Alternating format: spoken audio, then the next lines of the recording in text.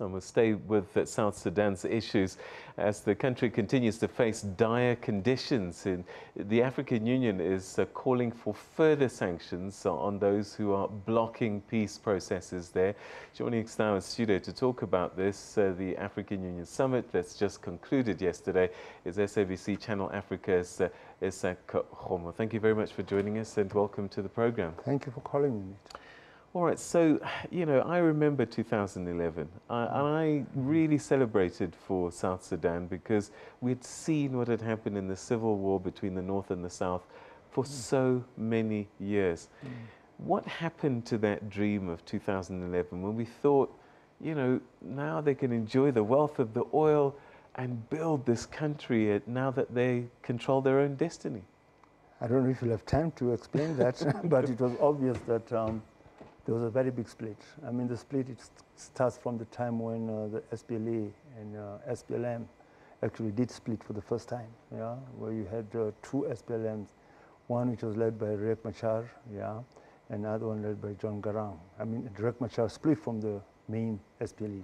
And that split took place in a very bitter manner, in the sense that followers of Riek Machar actually jumped on the other guys and actually sort of slaughtered them. There was a very big massacre.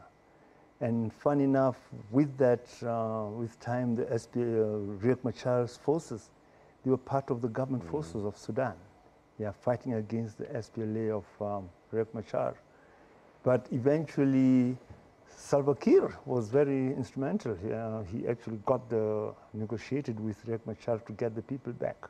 And he became vice president. Yeah, he became vice president. But now the thing is that unity, the coming back, the reuniting of the SPLA, that was the thing that was incomplete. So the wounds were never properly healed, and that we were just putting plasters on real issues. So we've had this peace process. 2015, a peace accord was signed. They went back to fighting. End of last year, they sort of come back to the table. Let's have a ceasefire. And that lasted maybe just half a day.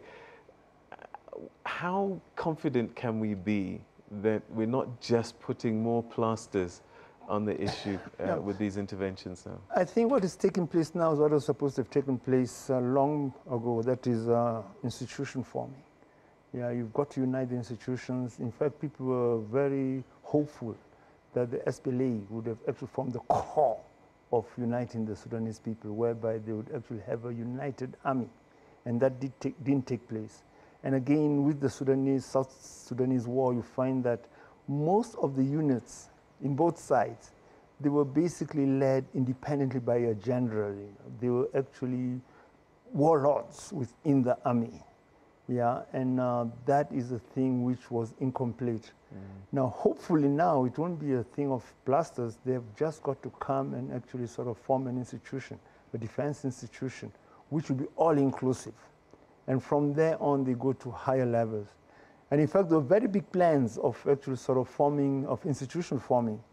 They'd actually been coming to South Africa. South Africa's played a very important part. UNISA played a very important part in putting together institution of government, institution of the legal institution. And the last thing which was left is actually rewriting the constitution. And that's where the problem started. So 2.5 million refugees, I believe, are in 6 countries near Sudan.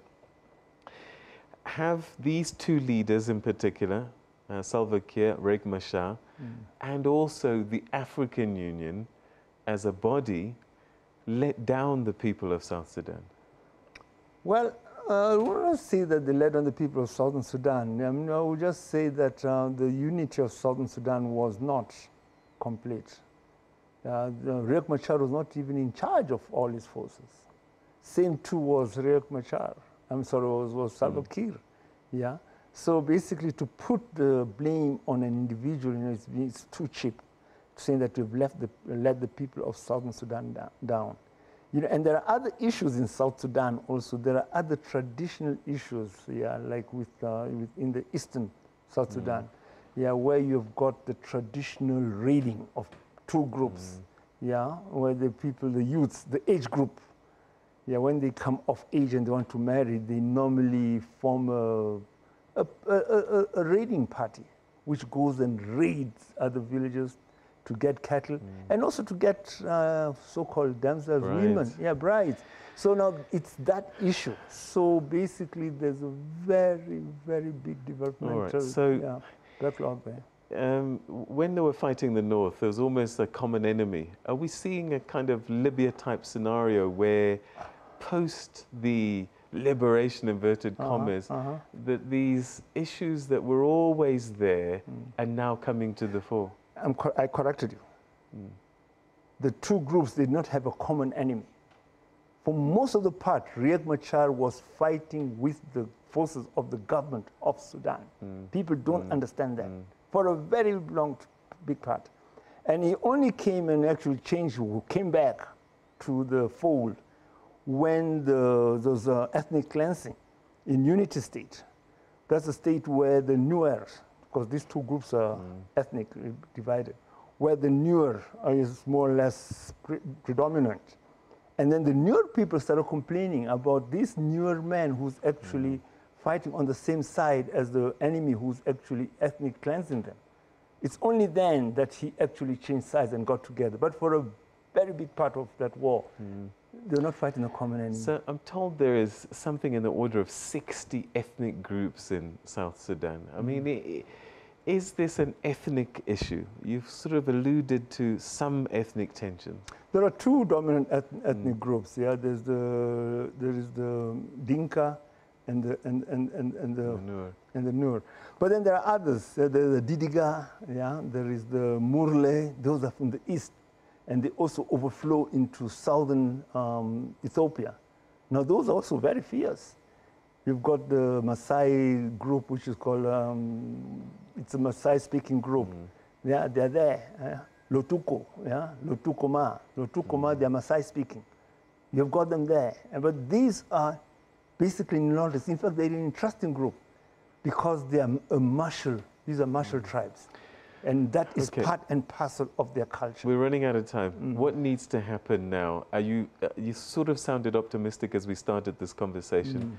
Is there hope on the horizon?